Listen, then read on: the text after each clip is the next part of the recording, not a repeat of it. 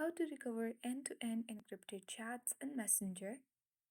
First of all, in order to recover those end-to-end encrypted chats, open Messenger app and make sure to log in on your Messenger application's account.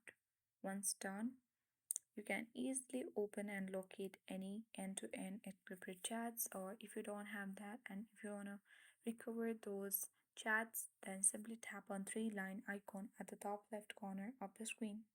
On this panel, select gear icon at the top right corner of the screen. Here you have to select privacy and safety, which is under preferences, and under security select end-to-end encrypted chats.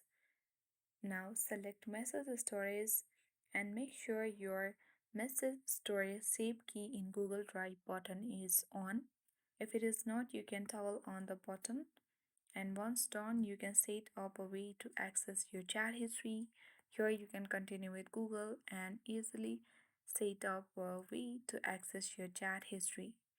So once you have done that, you will be able to recover all your end-to-end encrypted chats in Messenger. I hope this video was helpful. Thank you for watching and see you in the next video.